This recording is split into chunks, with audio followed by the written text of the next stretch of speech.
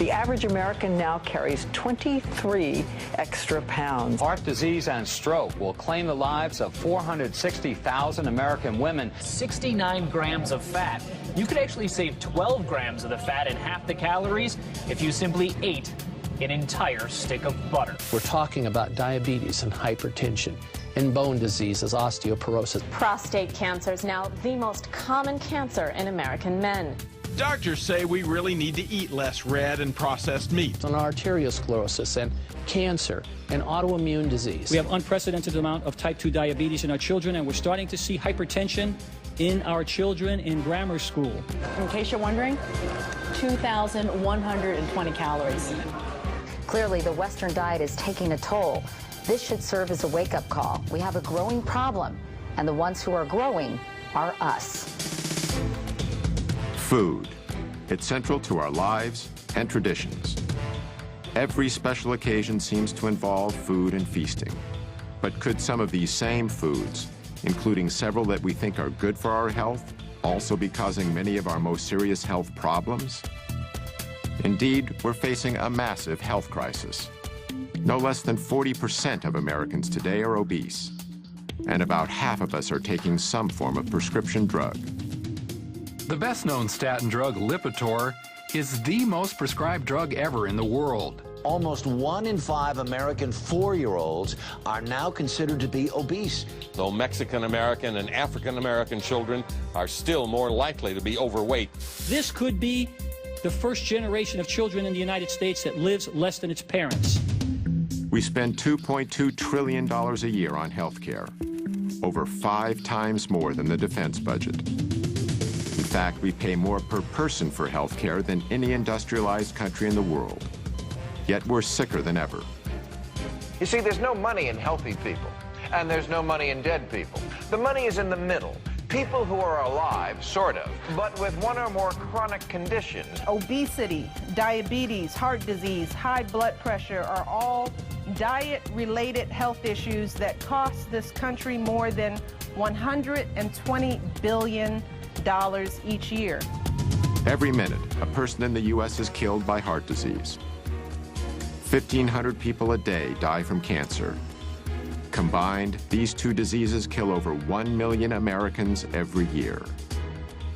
Cases of diabetes are skyrocketing, particularly among our younger population. Diabetes. Life-threatening diabetes. 1 out of 3 people born in the U.S. today will develop this crippling condition during their lifetime. Millions of others suffer from a host of degenerative diseases.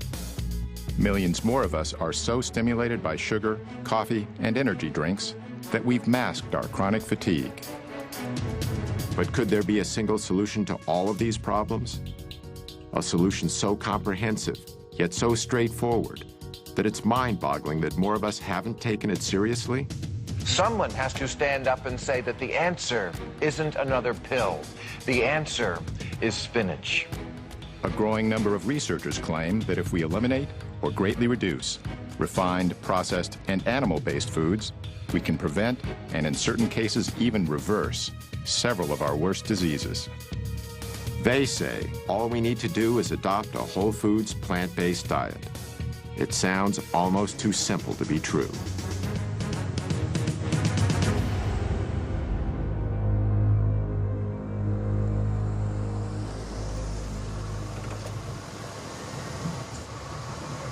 You might not expect someone like me to explore the connection between diet and disease. On my way over, I drank these 2 Red Bulls. I also had a 12-ounce Coke and another half of a 12-ounce Coke. I haven't always lived the healthiest lifestyle, and I've eaten more than my share of fast food. But as part of my effort to learn more about the link between food and health, I visited 2 physicians in Los Angeles, Dr. Matt Letterman and Dr. Alona Pulday. Hi. How you doing? Lee, nice to meet you. Nice to meet you, too. Is Dr. Pulday? Hey, Dr. Pulday. Pleasure to meet you, too. Both are MDs. Dr. Letterman was trained in internal medicine and Dr. Pulday in family practice. They incorporate a whole plant foods nutrition plan into the treatment of their patients. So let's get started on that, and then we'll do some talking. 142.82. I found out a lot more than I expected. Like a lot of Americans, I thought my health was pretty good. I had no major diseases that I knew of. But I hadn't had a thorough checkup in a while, so I decided to get one. When Dr. Letterman gave me the results, it was a real wake-up call. I gotta say, I'm kind of shocked. I'm really worried about my blood work numbers. 240 and 241 for my cholesterol is way higher than it's ever been. I got this 6 number. That, to me, is the most worrying number I got. The 6 number was the result of something called a CRP test, which measures the inflammation in my heart and blood vessels. This put me in the high-risk category for a heart attack. So I committed to a 12-week nutrition program under Dr. Letterman's supervision. The plan was to treat my health problems by eating a whole foods, plant-based diet.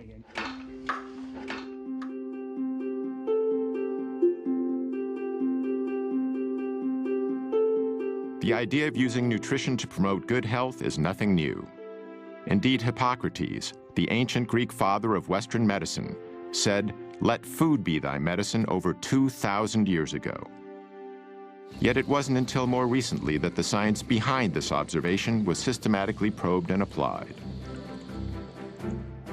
2 researchers who've made groundbreaking contributions to this effort are Dr. Colin Campbell and Dr. Caldwell Esselstyn.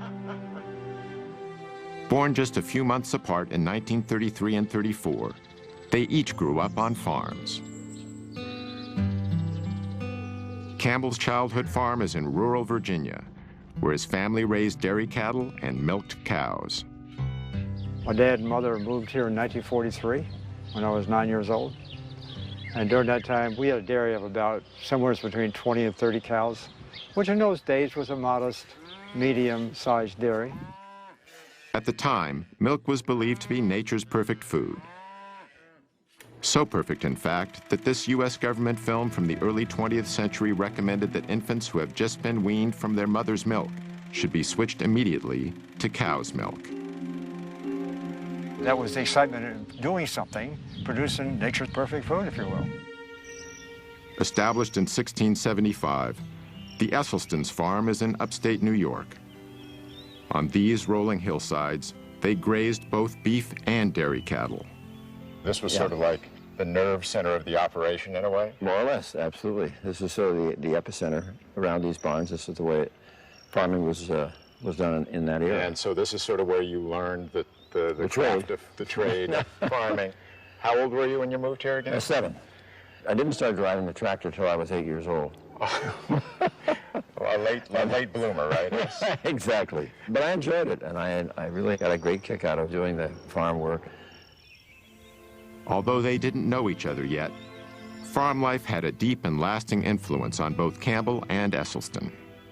To make it successful, you had to have persistence, staying power, and tenacity of purpose. I guess it's ironic in the sense that we're both now advocating, not consuming the products that we were busy actually producing with our families. During Campbell and Esselstyn's lifetimes, the American diet has changed dramatically. Near the beginning of the 20th century, Americans each ate about 120 pounds of meat annually. By 2007, that figure had exploded to no less than 222 pounds. In 1913, we ate about 40 pounds of processed sugar each per year. However, by 1999, our consumption of all refined sweeteners had risen to over 147 pounds. In 1909, Americans consumed around 294 pounds of dairy products apiece. But by 2006, our yearly intake of dairy had more than doubled to 605 pounds. By the early 1950s, Campbell was off to college at Penn State, while Esselstyn went to Yale. As part of Yale's rowing team, Esselstyn won an Olympic gold medal in 1956. During this same decade, the pace of American life was accelerating, even with our food.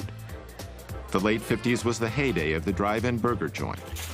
The supermarket was just beginning to thrive in the newly built post-World War II suburbs. This was when the so-called convenience foods were born, like the legendary foil-wrapped TV dinner, not to mention a host of other tasty processed delicacies devised to make our lives easier and better. By now, Colin Campbell was in graduate school at Cornell University, which had one of the most prestigious nutritional science departments in the country. His research was on animal nutrition and biochemistry. But it was focused more on feeding animals for their ability to be able to produce meat, milk, and eggs, protein containing. And so my own research was focused on protein, making sure we got enough. It was considered to be the vital nutrient. It was one of the first nutrients discovered. And without protein, the animal would die. So it was a life force. And in fact, in even the early 1900s, there were statements made that this is the stuff of civilization itself. Protein was also nearly synonymous with animal-based foods like meat. It still is today, all over America.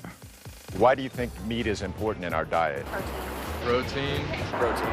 Protein? Protein.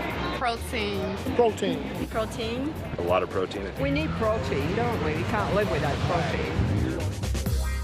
The idea that plants had protein also didn't come into play until maybe the late 1800s, early 1900s, and then it struggled through the years. No matter what source the protein came from, in the late 1950s, most scientists believed the world needed a lot more of it.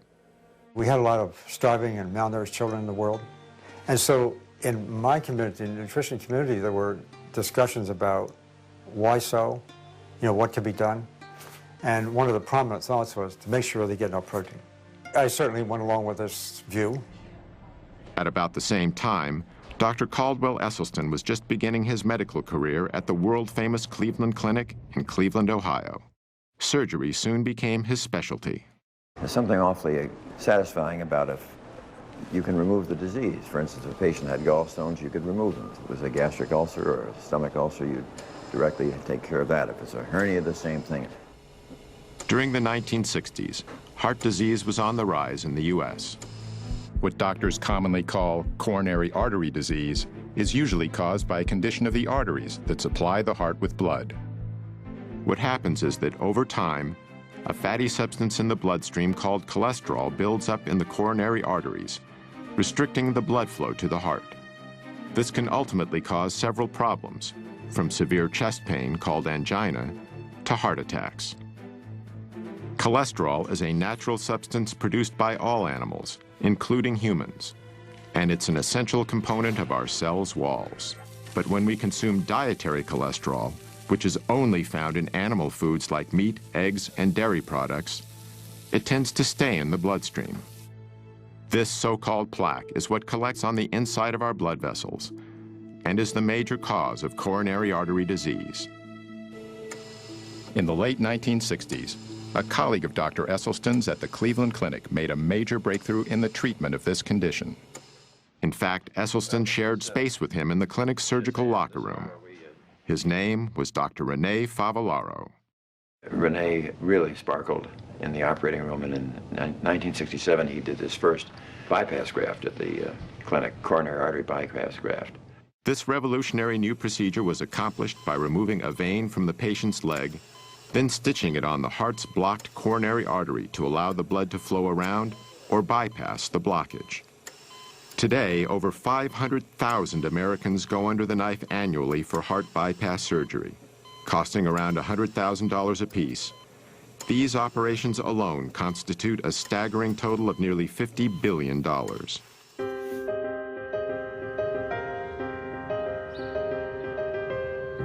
Joey Acoin lives in Tampa, Florida, where he owns and operates a landscaping company. I tell everybody, the joke with everybody with me is, I don't eat to live, I live to eat. And my whole life, I ate whatever I wanted. In 2004, doctors discovered Joey had a dangerously high cholesterol level of 320 and a hazardous blood sugar level of 480. This not only made him a type 2 diabetic, but a prime candidate for a heart attack and a stroke. And this is my daily pill regimen. I got 2 pills I take for my diabetes, then I got 1 for cholesterol, 1 for high blood pressure, and then I take Byetta, which is an injectable medicine, every morning before breakfast and every night before dinner. And that's what I've been doing for almost 4 years now. and I know it makes me tired, and I just don't feel normal. I only sleep 4 hours a night or so. I just hate taking them.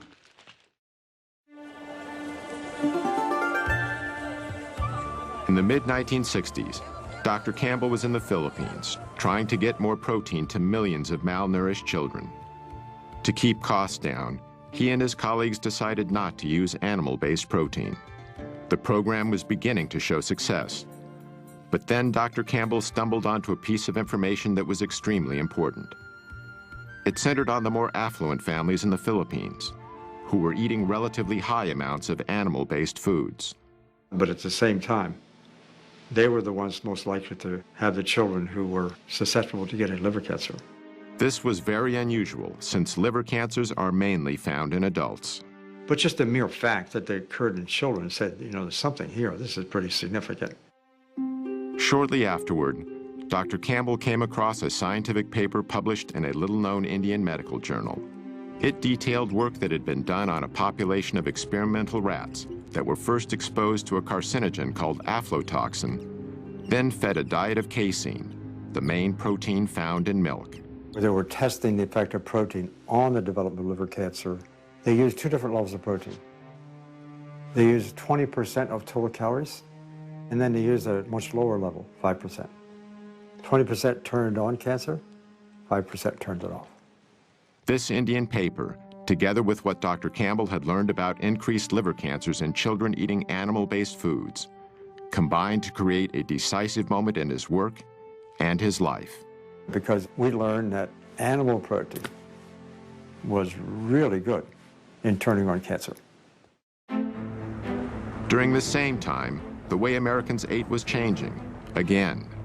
The number of fast food franchises was exploding as more and more overscheduled Americans began using them as a convenient way to feed themselves and their families. While the fast food revolution was sweeping the nation, the rate of cancer deaths in America was continuing to rise. As a result, in 1971, President Richard Nixon initiated a program that was dubbed the War on Cancer. We are here today for the purpose of signing the Cancer Act of 1971. And I hope that in the years ahead, that we may look back on this day and this action as being the most significant action taken during this administration. On the front lines of this new war was Caldwell Esselstyn. By 1978, he was chairman of the Breast Cancer Task Force at the Cleveland Clinic. Yet he soon began to doubt the medical procedures he was using. No matter how many of these operations I was doing for women for breast cancer, I wasn't doing one single thing for the next unsuspecting victim. So Dr. Esselstyn started investigating the global statistics on breast cancer. One of the facts he discovered was that the incidence of breast cancer in Kenya was far lower than it was in the United States. In fact, in 1978, the chances of a woman getting breast cancer in Kenya were 82 times lower than in the U.S. Dr. Esselstyn was even more surprised by the numbers he discovered for some other types of cancer. In the entire nation of Japan, in 1958, how many autopsy-proven deaths were there from cancer of the prostate? 18. 18 in the entire nation. That, to me, was about the most mind-boggling public health figure that I think I'd ever encountered. In the same year, the U.S. population was only about twice the size of Japan's, yet the number of prostate cancer deaths exceeded 14,000. Dr. Esselstyn also discovered that in the early 1970s, the risk for heart disease in rural China was 12 times lower than it was in the U.S. And in the highlands of Papua New Guinea, heart disease was rarely encountered. The link he noted between all the areas he studied was simple.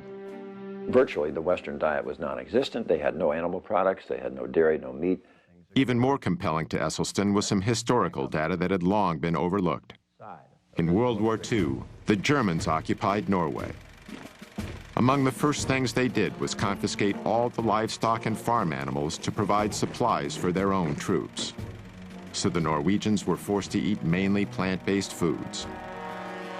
Now we look at the deaths in Norway, just antecedent to this period, from heart attack and stroke. 19 27.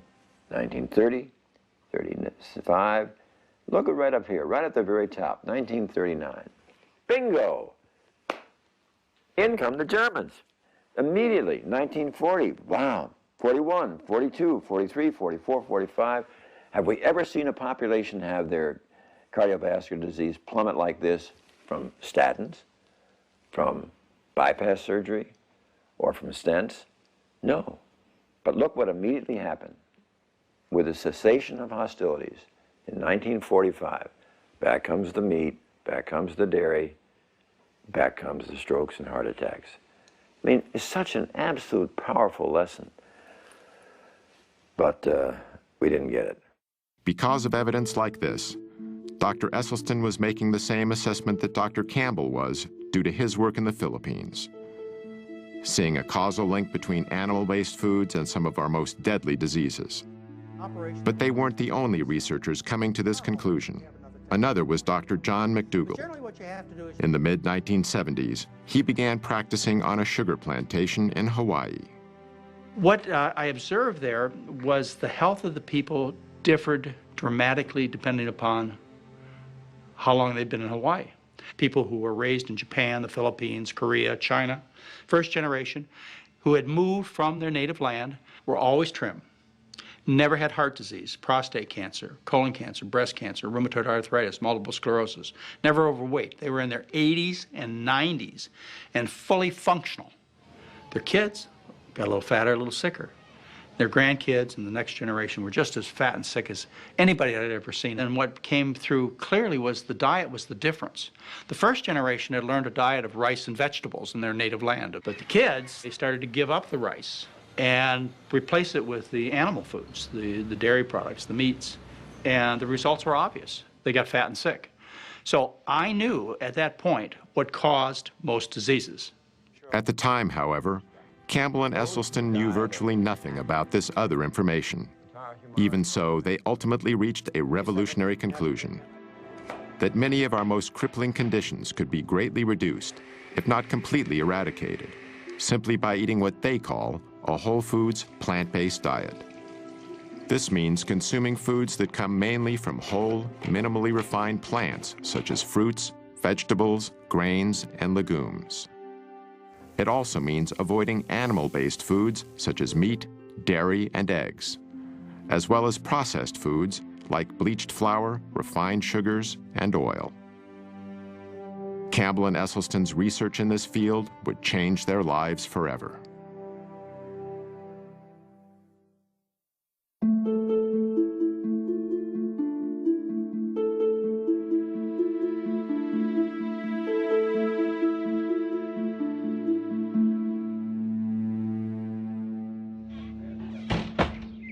Went through your preliminary form. The goals that I have, tell me if I'm missing any from you, were eliminate your shots and medicines. You want to get off this stuff. You want to sleep well at night. You're not doing that. You want to stop feeling tired and run down. You want to lose weight. That's it. You got it. Those are your goals. The other complaints, you had low energy, ringing in the ears, sinus problems, postnasal drip, shortness of breath, wheezing, coughs, indigestion and reflux, loose stool, diarrhea, bloating, black and bloody mucousy stool with meat consumption, and difficulty walking, getting around, trouble losing weight, chronic and unpleasant hunger feelings, groggy after meals, strong food cravings, and anxiety about food in general. All of that stuff. Sounds like I'm dead. So I don't mean to, harp on the bad stuff, but, that will all, most of that should get better. My goals I'm adding in. Which goals do you add? I want you to reverse all your medical diseases, the ones that we can reverse, and most of yours we could. I told you all the risk and benefit. Based on what I told you, I would stop all these meds, and I would stop these on top of all these risks. That's what I'm going to try. You're going to get my best effort, I can tell you that. Yeah, you'll do good. Okay. You'll do well. By 1975, Dr. Campbell was at Cornell University, investigating what he'd discovered in the Philippines. Our work, from the beginning, was designed, in a sense, to do two main things. One, I wanted to replicate, if possible, the Indian work, because it was so provocative. Secondly, if this is really true, I wanted to study how does it work. Just like the Indian researchers, Campbell fed half the rats in his study a diet of 20% casein, the main protein in dairy products. The other half was fed only 5% casein. Over the 12 weeks of the study, the rats eating the higher protein diet had a greatly enhanced level of early liver cancer tumor growth. On the other hand, all of the rats eating only 5% protein had no evidence of cancer whatsoever. But Dr. Campbell decided to take these findings a step further. This time, instead of keeping his test rats on the same diet throughout the study, he kept them in one group and switched their diets back and forth between 5 and 20% dairy protein, doing so at 3-week intervals. The results were astonishing. Whenever the rats were fed 20% protein, early liver tumor growth exploded. But when the same rats were given 5% protein, tumor growth actually went down. I mean, this was so provocative, this information. We could turn on and turn off cancer growth just by adjusting the level of intake of that protein. Going from 5% to 20% is within the range of American experience. The typical studies on chemical carcinogens causing cancer are testing chemicals at levels maybe 3 or 4 orders of magnitude higher than we experience. Even more surprisingly, Dr. Campbell discovered that a 20% diet of plant proteins from soybeans and wheat did not promote cancer. However, there's a long-standing belief among the public that animal protein is important for human health. Connie Dickman supports this position. Ms. Dickman is Director of Nutrition at Washington University in St. Louis, Missouri. She's the past president of the American Dietetic Association and an advisor to the National Dairy Council. When you eliminate animal foods from your eating plan, you run the risk of inadequate protein content. Animal proteins provide all the amino acids that we need for cell growth, tissue repair, and overall health. Eating whole foods, it's virtually impossible to be protein deficient without being calorie deficient, because even if you take the foods that have the least amount of protein in it, let's say potatoes, for example, or rice, 8-9%. That's the figure we more or less need. Dr. Campbell's research led him to a conclusion about the way genes, chemicals, and nutrition interact to promote cancer. Cancer starts with genes. It might be genes we're born with, it might be genes that are actually changed by a chemical. So those genes become capable of producing cancer cells. Whether we do or don't get cancer is primarily related to how we promote those cancer cells to grow over time. That's where nutrition comes into play. They go much more rapidly when they were fed animal protein. Dr. Campbell and other nutritional scientists have found that only a small percentage of cancer cases are caused solely by genes. I think the general consensus in my field is that probably not more than 1 or 2% at most is attributed to the genes we may or may not have. And that's the most helpful and hopeful information I give people, because if you go through life thinking that what happens to you from a health perspective is based on your genes, you're a helpless victim. My diet was pretty abominable. I thought the 2 principal food groups were caffeine and sugar. Dr. Pam Popper is executive director of the Wellness Forum in Columbus, Ohio, and an expert in the areas of health and nutrition. And you want? The women in my family are all overweight. I'm not. I don't eat and live like they do, so I've changed my health destiny by not engaging in the same habits. Over the next several years, Dr. Campbell initiated more extensive lab studies using various animal and plant nutrients. The results were consistent. Nutrients from animal foods promoted cancer growth, while nutrients from plant foods decreased cancer growth. Yet Campbell hadn't identified a specific biological mechanism that caused the effects he observed. And it finally occurred to me that there was no such thing as the mechanism. What we were looking at was a symphony of mechanisms. We think that nutrition is attributed to individual nutrients, and that's the way it gets marketed, and that's the way the companies tell us, so forth. When in fact, nutrition, all of it working together to create this symphony, the hundreds of thousands of different kinds of chemicals in food, all kind of working together nicely. I mean, the complexity is total. That's a holistic concept. And I had to say to myself, that's a very exciting idea. Dr. Campbell realized that his discoveries in the laboratory were significant but limited. How are these findings relevant in people? How do different types of foods affect cancer and other diseases? Campbell needed a large-scale population study. He would soon find a perfect opportunity.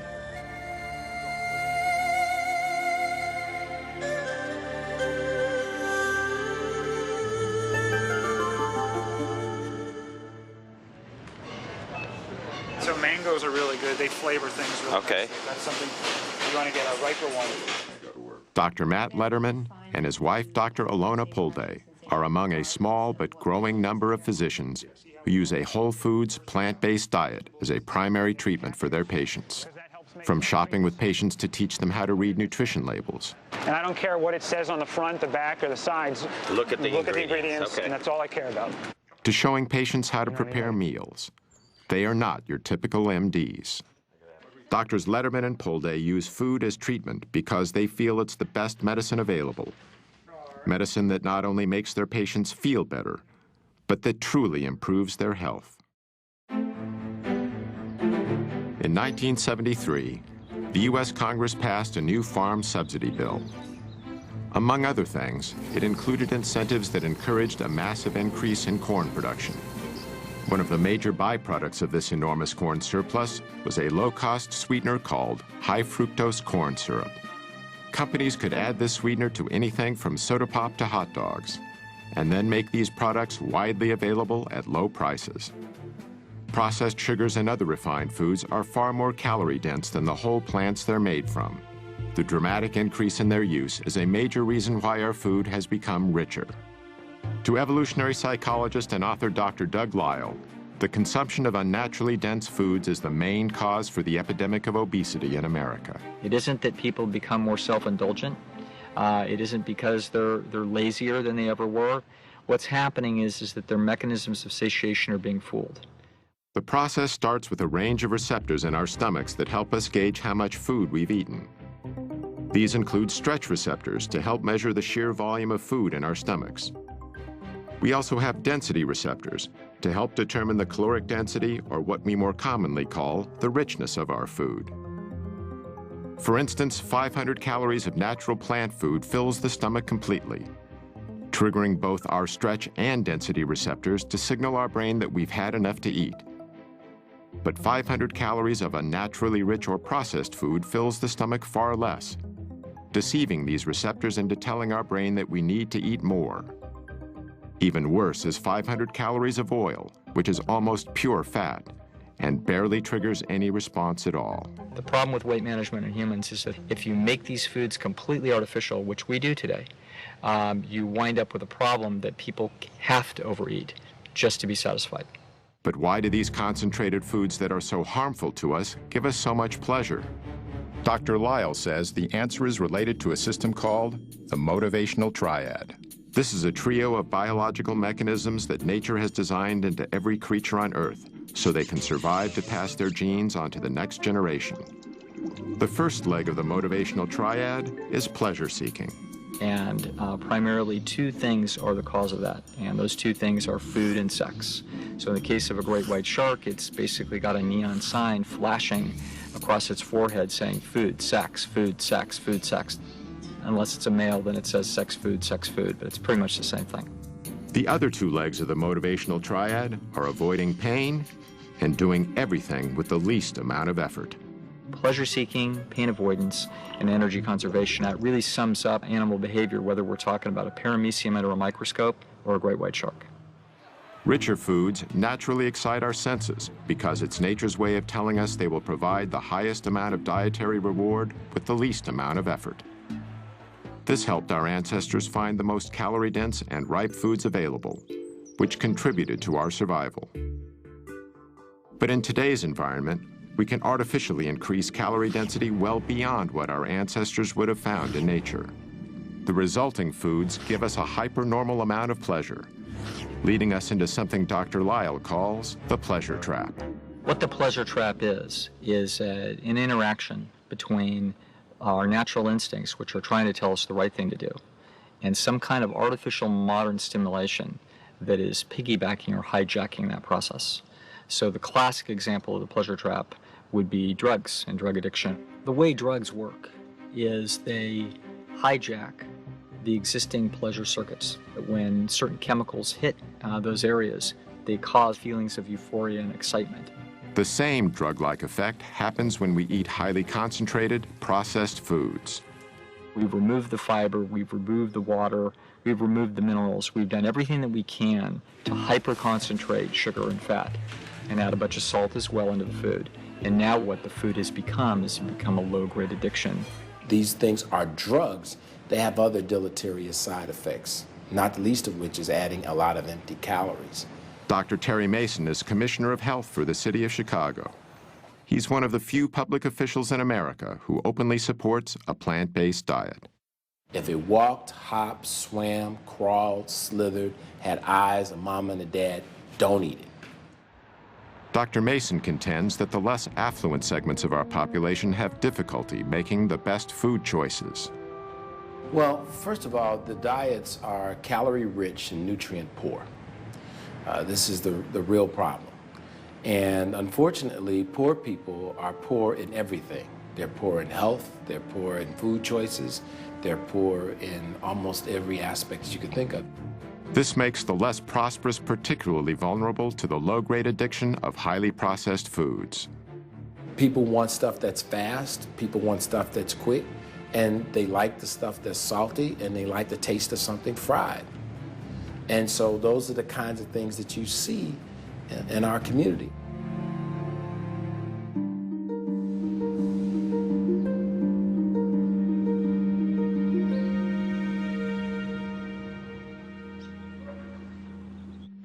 Sandera Nation lives in a quiet suburb in Cleveland, Ohio, with her 5 children. In October 2008, she was stricken by a strange illness. I want to say something, but it's not coming out. I'm getting really shaky and sweats, and then I'm cold and I'm sick and I'm fatigued and my stomach hurts and everything, so I went to the doctor. And that's when they diagnosed me with hypertension and diabetes. Like Joya Coyne, Sandera was treated with expensive prescription drugs. I was in denial for a while. I heard what they said, but I was in denial, like, I still ate things I shouldn't have. I didn't really get the education that I needed to know. So I really depended on that pill to save me. Then Sandera met with Dr. Esselstyn, who recommended that she treat her illnesses with a whole foods, plant-based diet. Let's come on in and we'll get to work. I was a little nervous, but he made it real easy for me. I was real interested in what he had to say and what he was going to teach me in the new journey that I would be taking with him.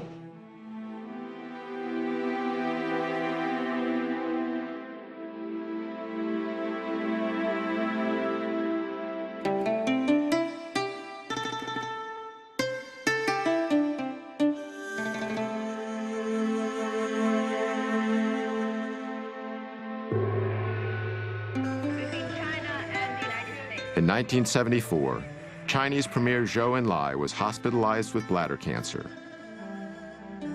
Knowing that his disease was terminal, he decided to give his country a more complete understanding of cancer.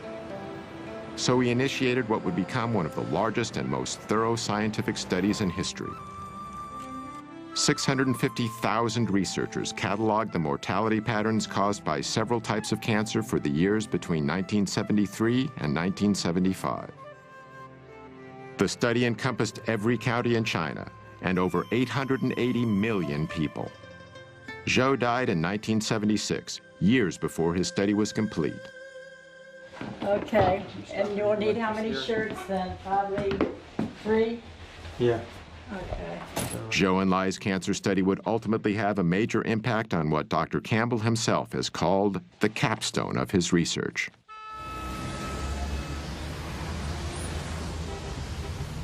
Early 1980. And you were there for 2 or 3 months? Dr. Junshi Chen is now senior research professor with the Chinese Center for Disease Control and Prevention. He first met Dr. Campbell at Cornell in 1980, when he was a member of the Chinese Institute of Food and Nutrition Science. The Cold War was just beginning to thaw, and Dr. Chen was among the first senior scientists from China to visit the United States. By then, Dr. Campbell had become one of the most distinguished nutritional biochemists in the world. When they discovered this book, a significant collaboration was born. This is the Atlas of Cancer Mortality in China. Published in 1981, the Cancer Atlas was the result of Zhou and Lai's nationwide study. It showed a highly unusual geographical distribution of different types of cancer in China, which tended to be clustered in certain hotspots. The same was true with cancer after cancer, and the counties with the highest levels were often far greater than the counties with the lowest levels. So, for example, esophageal cancer, according to this cancer map, the mortality has 400-fold difference among different counties in China. That's huge. Yeah, and I understood in the United States, only several-fold difference. Maybe twofold is another. That's all we see. Yeah. So that caught our attention in terms of why. Because they are all Chinese. Genetically, they are all the same. And why they have so much difference in single cancer mortality. So we believe it has to be related to the environment, the big environment. And from our professional perspective, of course, it's diet and the nutrition. Dr. Chen, you said, why don't we just go there and do a study? For Dr. Campbell, it was the opportunity he'd been looking for. Among other things, he could examine how his observations about liver cancer in Filipino children and the findings from his lab studies applied to a large human population. The project would consider 367 diet and health-related variables, making it one of the most ambitious nutritional studies ever conceived. Dr. Campbell and his associates carefully chose 65 counties scattered across China. These counties were mainly located in rural or semi-rural areas. We use the rural counties because they are stable in their residence, and they have been in this lifestyle for at least 20 to 30 years. More than 350 workers were trained. They carefully surveyed the diet and lifestyle of 6,500 people in the chosen counties. Urine and blood samples were also taken. In 1983, Doctors Campbell, Chen, and their collaborators began to analyze the vast amount of information that had been collected. The job would take years.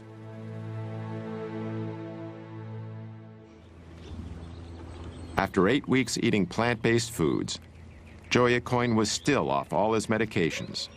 When I started this, I had all these side effects from medication and from my being so unhealthy, but now I'm getting in better shape every day.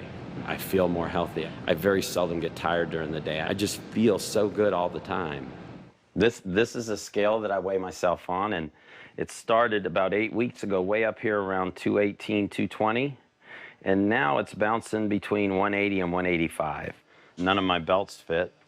This one here, I actually had to have 2 new holes punched in because I like the belt so much. Nothing fits. I got to go shopping. It's just everything, all my clothes. A good problem to have. It's been fun for him because I think he's learned, in addition to the fact that he's seeing such great results, that he loves it. I don't think he'll go back to this old ways. He feels too good, and he likes, even if he started to go off a little bit, he feels too good, his energy's too good, he looks younger. And the fact that he would have to go back on all the meds, if he did, I think that that's a huge motivation for him to maintain the lifestyle.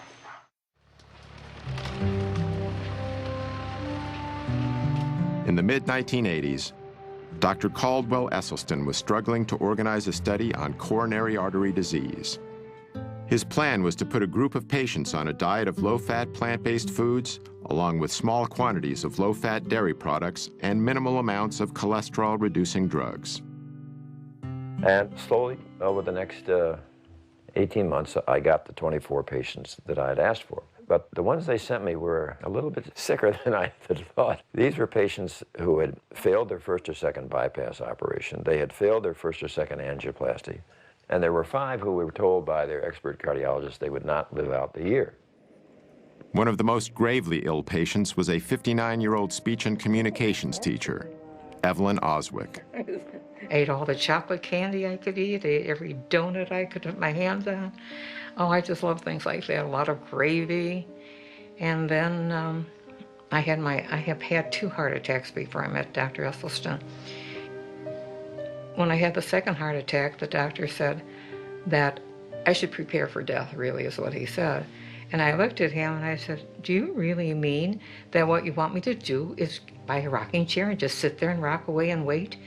And he just looked at me and he said, yes, that's just exactly what I'm saying.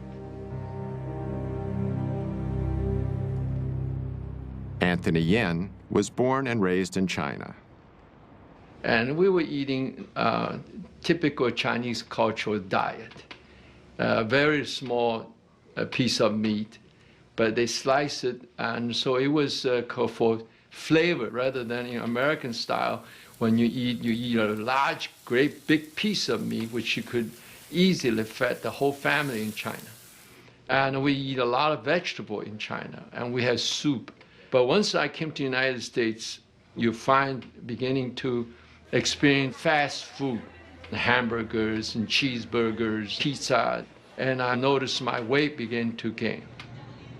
When Mr. Yin was 56 years old, he suddenly experienced severe chest pains. At that time, I had an open heart surgery. I have 5 bypass, 5. But it was very interesting. About a week later, I felt my chest tighten up again. So myself and my wife went to see Dr. Esselstyn. I saw every one of these patients myself every 2 weeks for the first 5 years. And at that visit, we would get a full cholesterol lipid profile. We would get blood pressure, weight, and I would go over every morsel they ate. By using simple foods as the main treatment for his patients, Dr. Esselstyn was bucking a high-tech, high-cost system that was deeply entrenched in both big medicine and big government. Behind my back, I got to be known as Dr. Sprouts. But I guess I've always liked a challenge.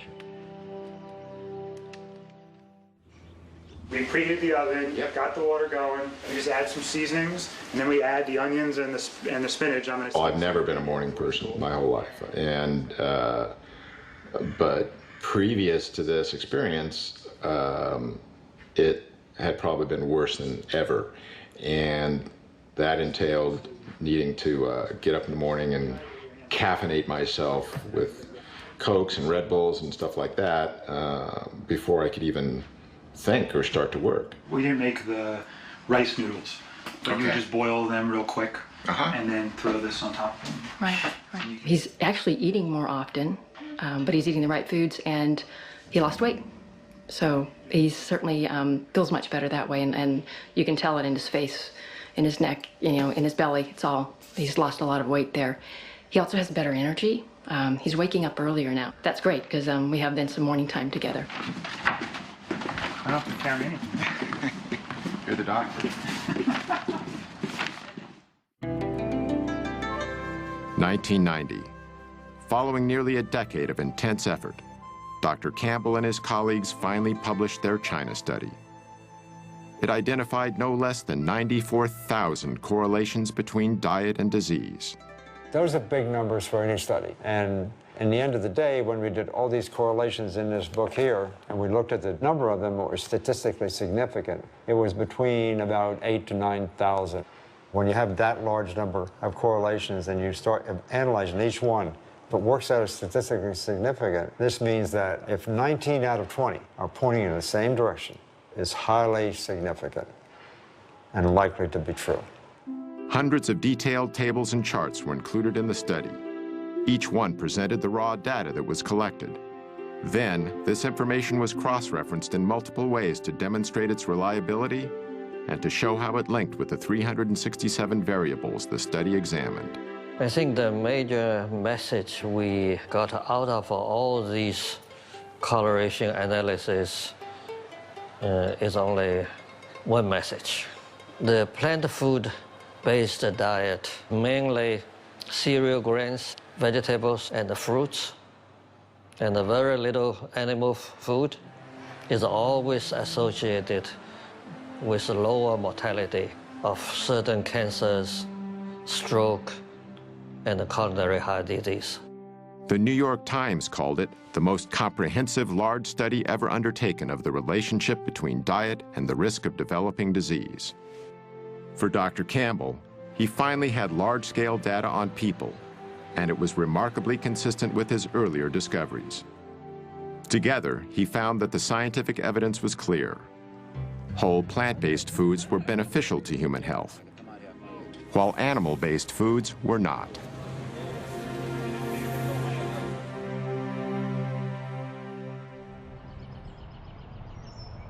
Sandera Nation's journey to better health wasn't easy at first.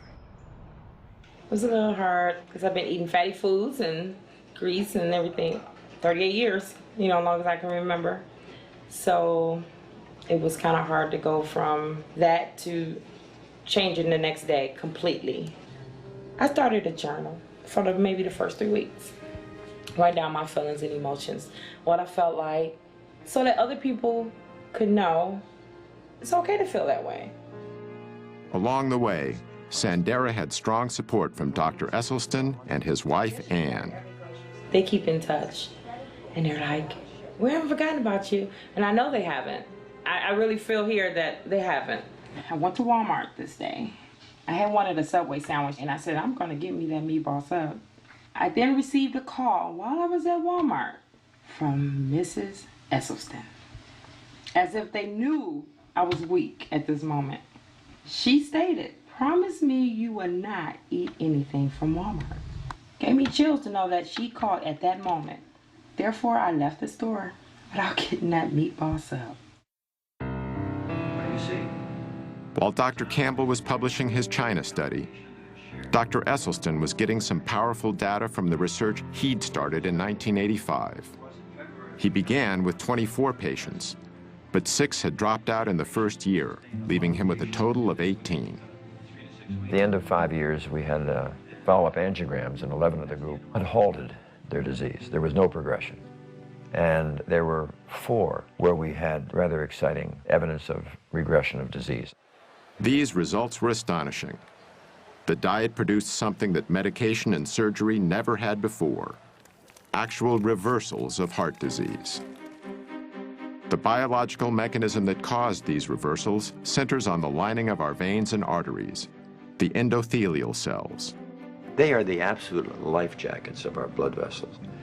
You're young and you're a teenager, you're healthy. You could spread those out 1 layer thick and you'd have something that would cover 6 or 8 tennis courts. In 1988, scientists discovered that endothelial cells manufactured the gas nitric oxide. Well, what does nitric oxide do? Nitric oxide keeps our blood flowing smoothly without being sticky.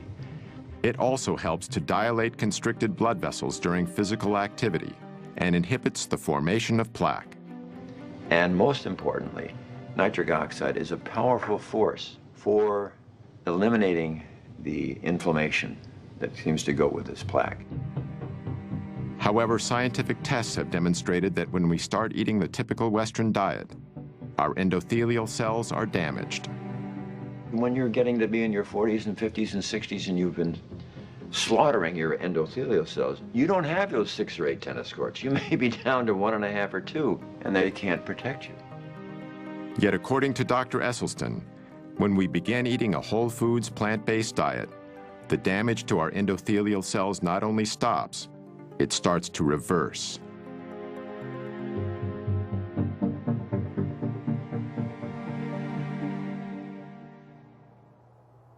About 5 years into his study, Esselstyn made a small but significant change in his patient's menu.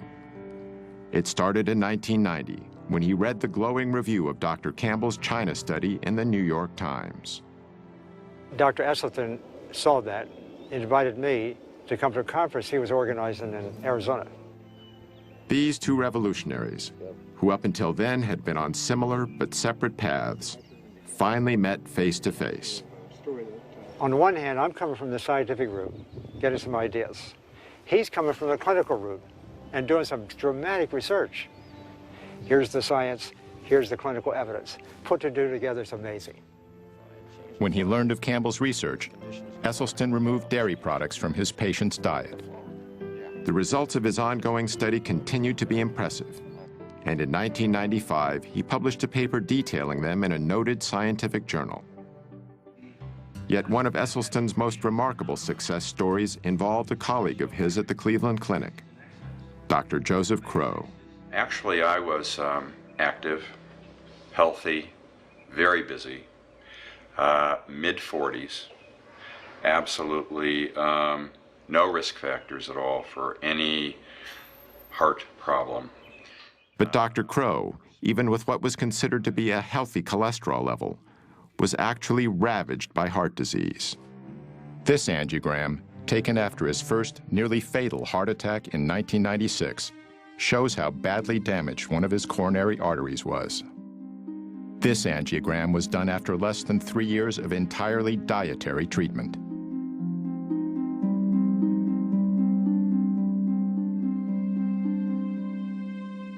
Dr. Crow is fortunate. In 25% of cases, sudden death is the first and only sign of coronary artery disease. Of Dr. Esselstyn's original 18 patients, all survived the initial 12 years of the study. Today, 14 patients are still alive, over 2 decades after the study began. The thing about Essie, although he's always very pleasant, when you said, I'm going to be on this program and I'm going to stay with this diet, you stayed with the diet or there was the door. You had no choice. I mean, his smiles are wonderful, but he is very stern, you know. That's why I'm still living. But, you know, he's just a wonderful man. And I look at the pictures, some of my pictures years ago, 20 years ago, actually looks older than today. The only thing is I lost more hair, you know. Anthony and the other male patients also noted another change. When you're young, when you're a teenager, you see a female and so on, it gets kind of excited. And the first reaction physically, you know, it gets attention, you know. Raise the flag, I call it. This happened to us. All the other Dr. Esselstyn's, I call them all the guinea pigs. The flag still rises.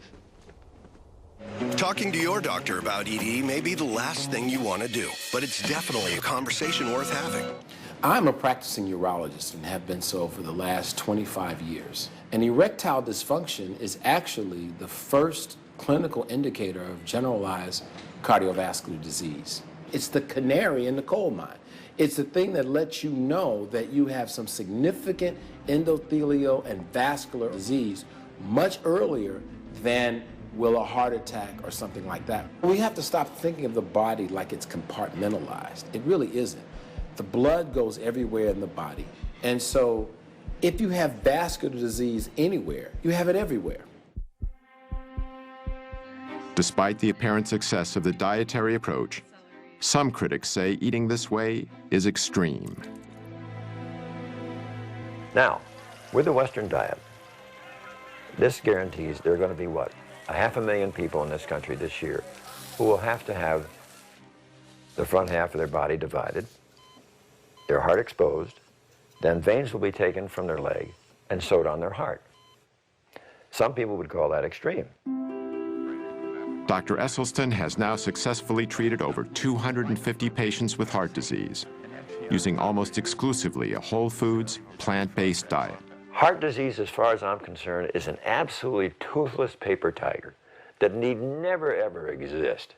And if it does exist, it need never, ever progress.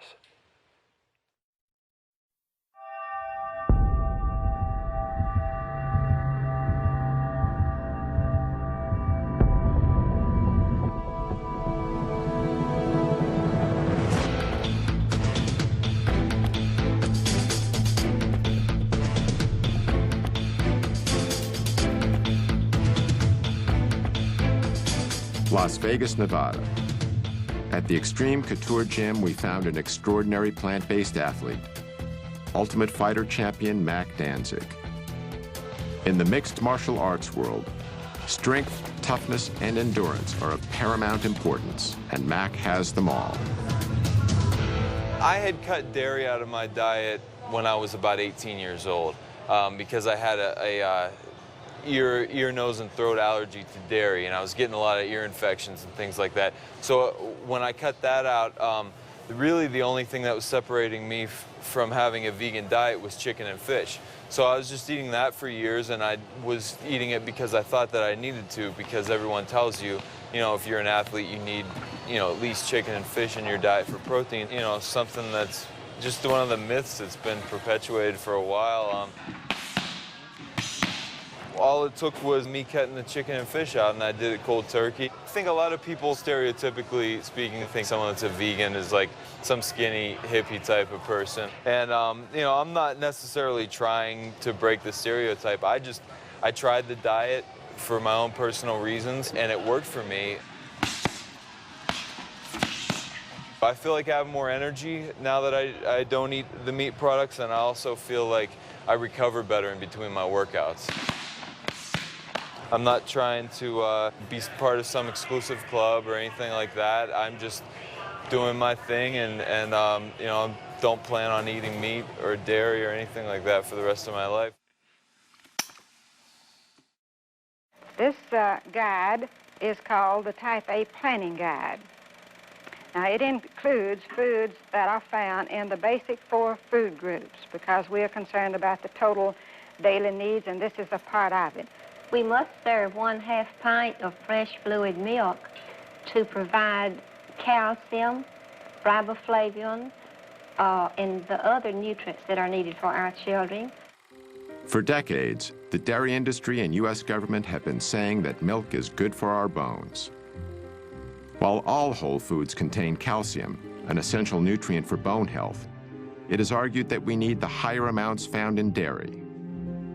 Children and aging women in particular have been singled out to drink more and more and more milk.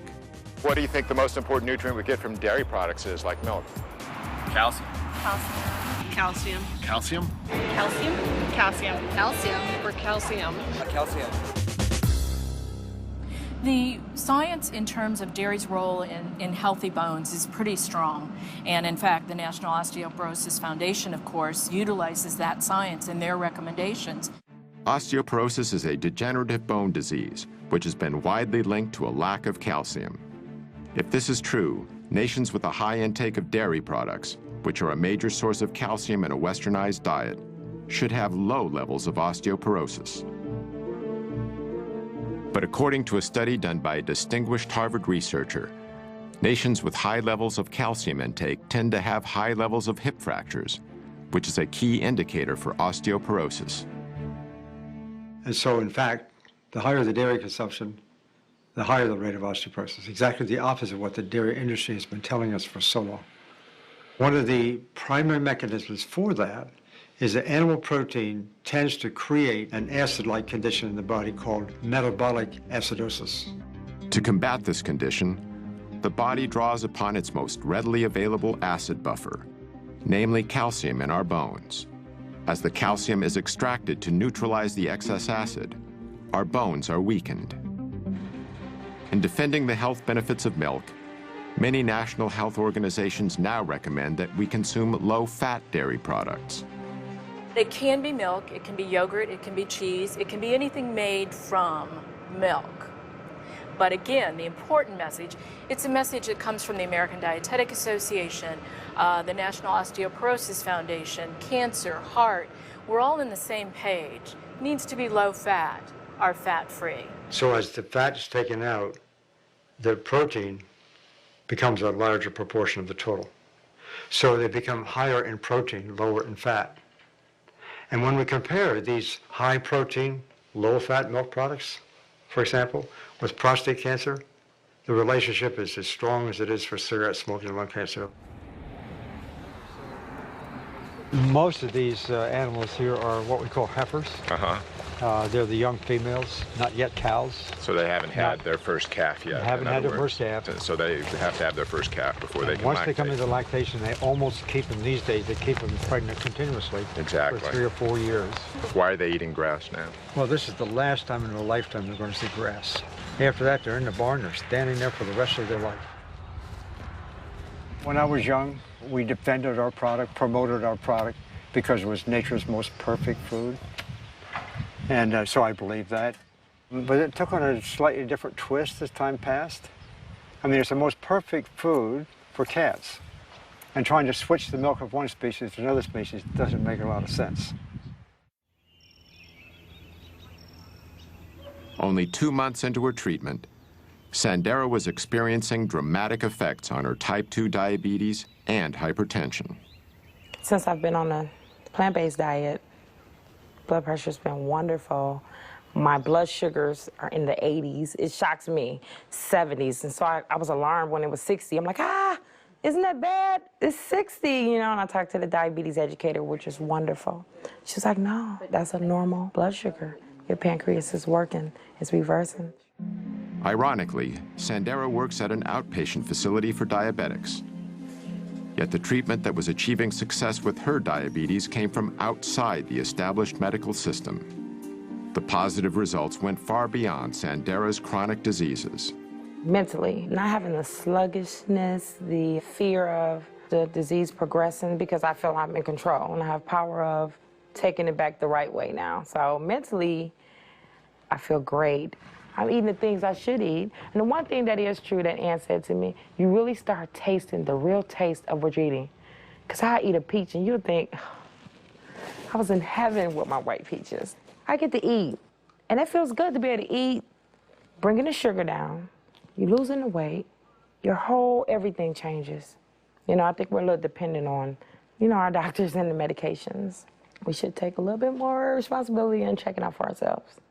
And speaking of doctors and medications, how does Sandera's regular physician feel about her new lifestyle? When I recently approached her about my blood sugars being so great, my question was, should I not take my medication? And she said, no, you still take your medications. And she said, what is that doctor trying to do? Take you off your medications? And I'm looking like, yeah, I'm hoping that's the goal. So there's still people we have to make believers. Yeah. Sally and Jim eat their breakfast at about 7 o'clock. It's a good breakfast of good foundation foods. Today they're having milk, cereal, poached eggs, and sliced oranges. They are starting the day right. The key agency that sets nutritional guidelines for Americans is the United States Department of Agriculture. The USDA helps determine what foods are served to everyone from our soldiers in the field to our kids in their school cafeterias. These guidelines are also taught in our schools, influencing what our children will eat for the rest of their lives. Dr. David Klurfeld is a nutritional scientist and national program leader for human nutrition with the USDA's Agricultural Research Service.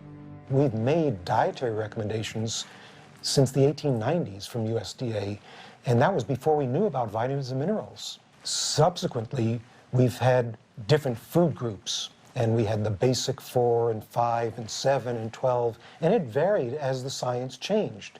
Perhaps the best known of the food groups was the Basic 4, introduced in 1956 in a leaflet called Food for Fitness. The mainstay of nutrition education for over 30 years, the Basic 4 defined what an entire generation of Americans believed was healthy to eat. The 4 food groups was replaced in 1992 by the Food Pyramid, then updated by My Pyramid. These guidelines recommend 3 servings of dairy products per day, and meat is still a primary source of protein.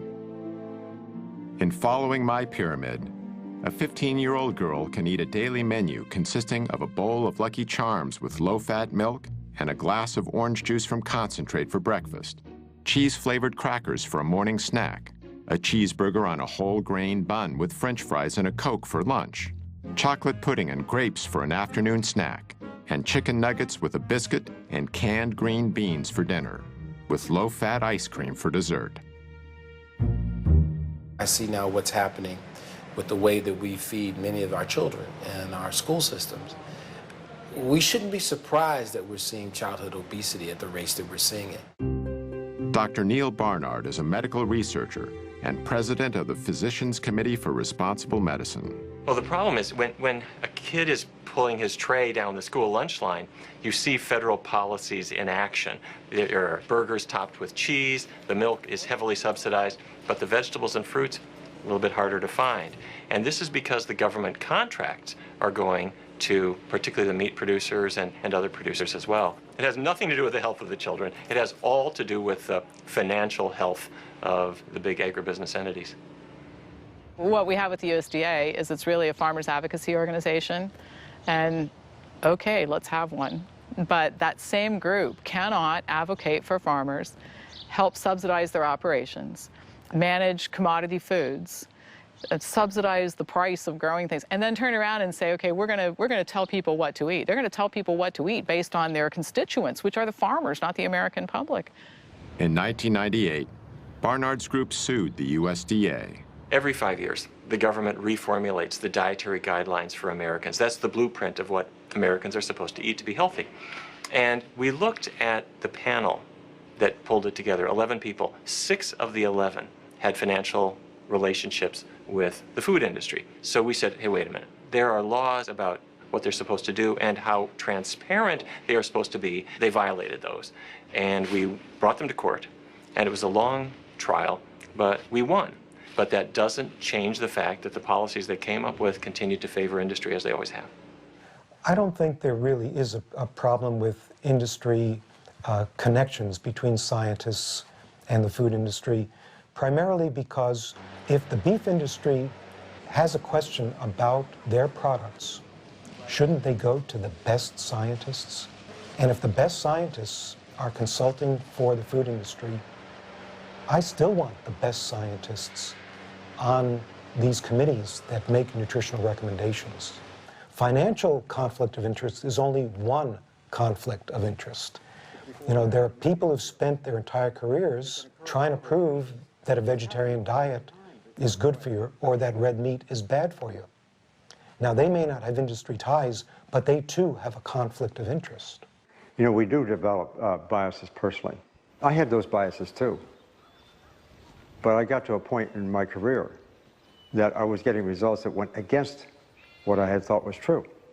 So I had to self-reflect, criticize my own bias, look at it really carefully, and I changed my views. Dr. Campbell paid a price for changing his views. He's been marginalized by key administrators of his own university. This after being a lead scientist and securing millions of dollars in research grants for Cornell's Nutritional Sciences Division. He had a popular nutrition course canceled by the division director, who had long been a major consultant to the dairy industry. Numerous observers feel this was an arbitrary decision that violated the standards of academic freedom. Dr. Campbell has also witnessed serious corporate influence over research that is used to develop the government's nutrition policy. One example he cites centers on the prestigious National Academy of Sciences. The building behind me here is perhaps the single most important building in the area of science in the country. This is where scientists participate in deliberations about issues of the day and determine how that science can be used to affect policy. In the early days when I was involved, those panels were mostly funded by public money. But on the other hand, in more recent years, I have seen more and more corporate money coming in to support these activities, and more people being allowed on the committees, especially the chairs of the committee, and of course they can pick the kind of people they want to pick in order to get a certain kind of conclusion. It's not the way it should be, and I'm sure that if the public were to know how powerful is this influence, they would be surely upset.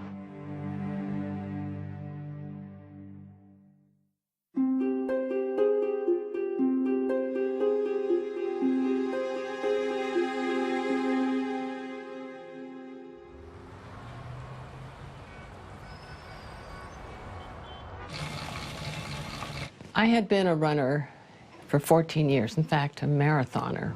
47 years old, at the top of my game. In 1982, Ruth Heydrich's running career came to a sudden stop when she was diagnosed with breast cancer. After a mastectomy, her doctors recommended chemotherapy and radiation to treat the cancer that had by then spread to her lungs and bones. Ruth decided to visit Dr. John McDougall instead. And I said, Ruth, I've spent my residency collecting information on diet and breast cancer. And it's all in these files right here. Sit in my office and read through it and see what you think. He said, these are the studies that show what I'm trying to prove is that diet can reverse breast cancer. And she read it, and she comes out and she says, okay, I've changed my diet. She changed her diet. So he showed me how to eat, no added oils, lots of fruits and vegetables, whole grains. Ruth then started training for the Ironman Triathlon in Hawaii, which combines running a marathon with long-distance biking and swimming.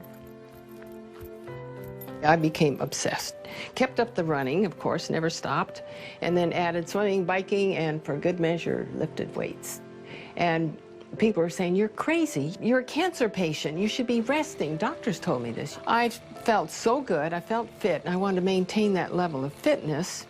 And I felt sure that if I had a healthy body and I was putting the right food into it, that I could beat this cancer. At the Ironman Triathlon, Ruth won a gold medal in her age group. Stuck with the diet, found out my arthritis disappeared, my constipation disappeared, my dandruff disappeared. No sign of depression, which you might expect with a cancer diagnosis.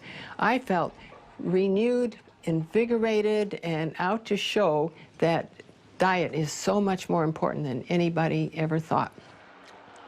Other women get over breast cancer, colon cancer, prostate cancer. There are people who have had metastatic prostate cancer all over the body who have gone through what we call spontaneous remission. In other words, they've been cured. And it's not the end of the world when you get this diagnosis. Some people get over it. Ruth did. So I'm still racing, still daily training. Now, how many people in their 70s are doing triathlons? Not very many. So that gives hope for all of us as we age, that not only will you stay healthy and beat the degenerative diseases that most people get, but you can start collecting medals.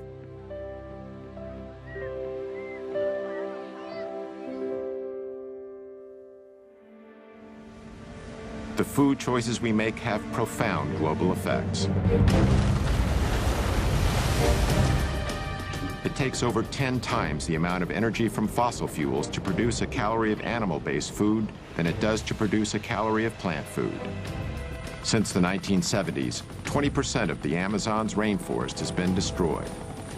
That's an area the size of California. 80% of this cleared land is now occupied by livestock. The world's cattle alone eat enough grain to feed 8.7 billion people, nearly 2 billion more than the population on Earth. With almost 1 billion malnourished people across the globe, redirecting even a portion of the grain used to fatten cattle could feed every hungry mouth on the planet.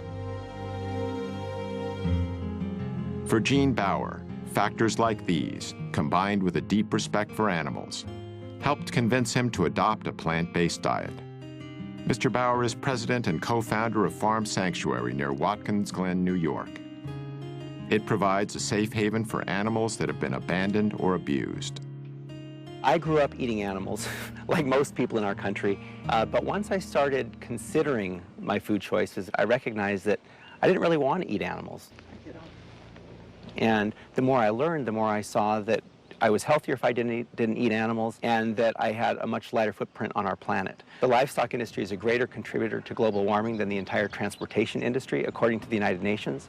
So by eating meat, milk, and eggs the way we are, we're harming our own health, we're slaughtering 10 billion innocent animals every year in the US, and we're destroying the planet. Statistics compiled from the United Nations and the World Health Organization demonstrate the profound global effect that diet has on health. These are the estimated amounts of animal foods produced in 9 countries, a figure that's closely related to animal food consumption. These are the numbers of deaths due to heart disease and cancer in the same countries. In the United States, the very same diseases continue to have a grave impact. Even with the billions of dollars spent on cardiac treatment, heart disease is still the #1 cause of death, killing over 600,000 people a year.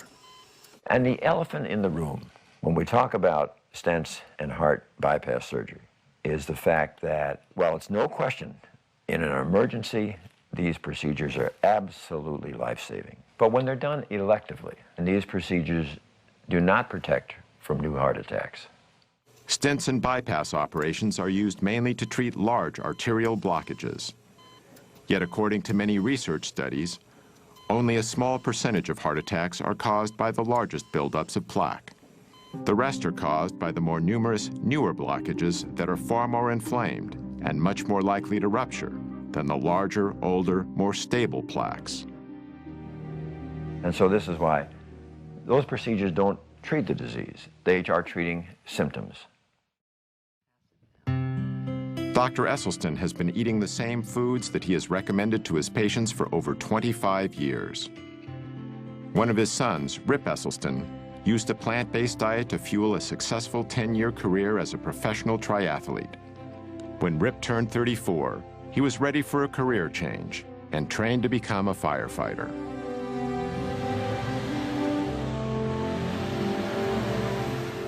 Rip was assigned to Engine Company Number 2 in Austin, Texas. We're incredibly competitive here at the fire station, and we love making bets. So we were out on the porch one night, and we kind of made this little bar bet to see who had the lowest cholesterol level. So the next morning, we drove to a lab, got tested, and the results came back, and it led to a discovery that J.R. James Ray, our resident redneck, had a cholesterol of 344. Pretty much means you're knocking at death's door. And so what we did in an act of solidarity is the next day we went about eating a plant-strong diet to basically save his life and save his arteries. The men agreed to change their firehouse diet. But in Texas, old eating habits die hard. Meat's almost a sport in Texas. I have several good friends that they're barbecue teams. That's what they do. That's their sport on the weekends. Texans are serious about Texas, barbecue. Kansas.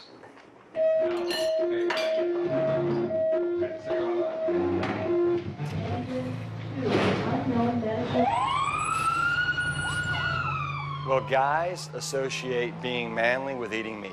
And if you're a firefighter, it's exponentially so. Last year, for example, there were 133 firefighter fatalities in the United States. 52% were from heart disease. The number one killer of in the line of duty deaths for firefighters is heart disease. After just 3 weeks on his new diet, JR tested his blood cholesterol and it dropped 148 points, a decrease of 43%. His results inspired the others who also saw their cholesterol drop and their energy levels rise. As firemen, they were not only helping themselves, they were in better shape to assist others. One of the things about being a firefighter is you don't have any idea what your next call could be. We may have a high-rise alarm where we have to go up 20 flights of stairs with air packs on, with all of our bunker gear on, with a high-rise pack on our backs. Anybody can go down the pole, but not everybody can go up, especially without their legs. And right there, you're talking about an additional 75 to 100 pounds that you have to carry up 20 flights of stairs. You have to have an amazing aerobic capacity and strength in order to do that. Real men eat plants. Real men eat plants. You know, as firefighters, everybody thinks that we fight fire, and we do.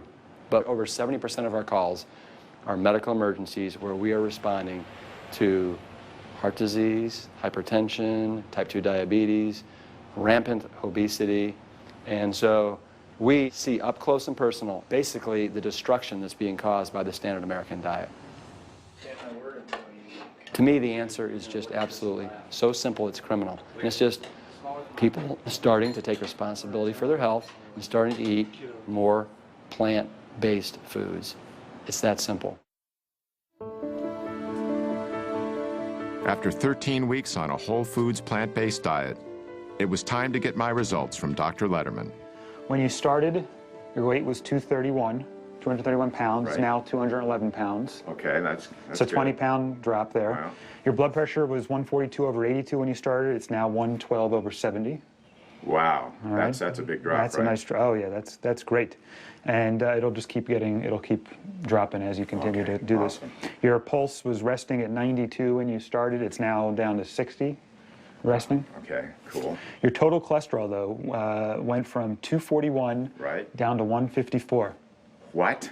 Yeah, that was pretty amazing. 241 down to 154. 154? 154, yeah. It's really, and your LDL, which is your bad cholesterol, I think this is the most impressive, went from 157 down to 80. No way! Yeah, that's amazing, though, to drop almost in half.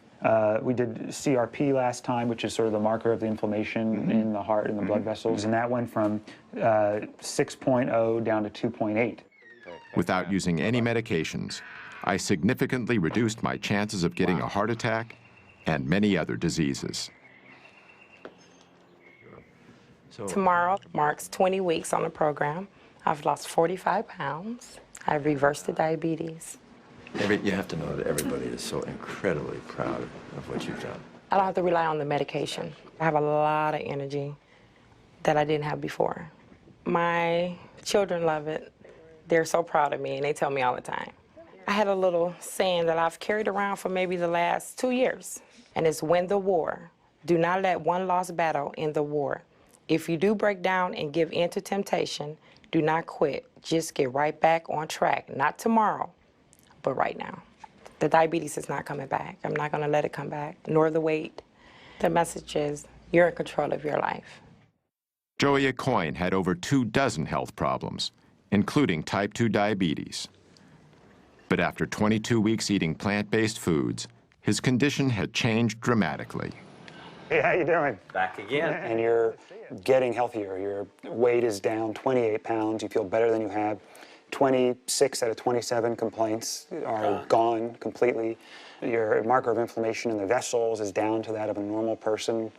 Your blood sugars are coming down. They continue to come down even on a daily basis, which are going to get better. Your cholesterol is significantly lower than it was when you first started, before you ever started taking any pills. Your blood pressure is normal now compared to how it was before. While on pills, it was still elevated.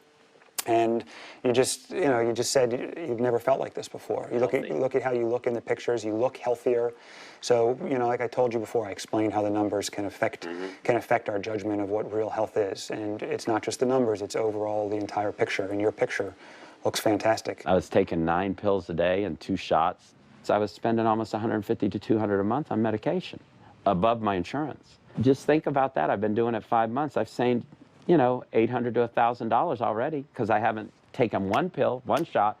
So think about what that saved me, not just me, the insurance company. The U.S. government will give you figures that 75% of the dollars spent in healthcare are due to chronic illnesses, and these are due to diet and lifestyle.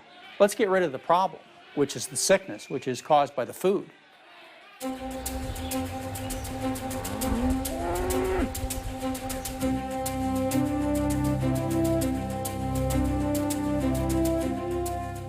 Now well into their 70s, Doctors Campbell and Esselstyn are both vital and active. They also continue to spread their message. If you carefully look at our school children, already the arteries to their brain, the carotid artery, is getting some intimal medial thickening. Dr. Esselstyn lectures about his research all over the United States and abroad. His wife Ann frequently accompanies him to help counsel patients and to demonstrate the preparation of plant-based foods. Dr. Esselstyn is also director of the Cardiovascular Disease Prevention and Reversal Program at the Cleveland Clinic's Wellness Institute. Like Dr. Esselstyn, Dr. Campbell continues to lecture throughout America and beyond. Dr. Campbell, you believe that even if animal-based proteins, meat, dairy, etc., are free from contamination, you don't think people should eat them? No, I don't. I think the closer we get to a plant-based diet, I should say a whole foods plant-based diet, the healthier we're going to be for all of us. In China, where Dr. Campbell did his large study a generation ago, the population has experienced dramatic increases in the amount of meat, dairy, and processed foods the average person consumes. At the same time, the rates of degenerative diseases are skyrocketing. Many Chinese now share some of the same beliefs Americans have about nutrition. 吃肉，我觉得增加蛋白质啊，对人体其实有很多好处。早晨起来喝一杯牛奶，我认为好像还是比较好。Dr. Campbell's message is resonating with growing numbers of concerned people around the world. Oh, thank you, thank you, thank you. Uh-oh. Thanks to the efforts of both these pioneers and their colleagues, thousands of people are realizing that profound improvements in health and quality of life are within reach. You have two choices. You can eat yourself into poor health and early death, or you can eat yourself into good health and a long, healthy life. And that road is on a plant-centered dietary pattern. You know, I know of nothing else in medicine that can come close to what a plant-based diet can do. I can say this with a great deal of confidence, that our national authorities are simply excluding this concept of nutrition from the debate and the discussion in order to protect the status quo. In theory, if everyone were to adopt this, I really believe we could cut healthcare costs by 70 to 80%. That's amazing. And it all comes from understanding nutrition, applying nutrition, and just watching the results.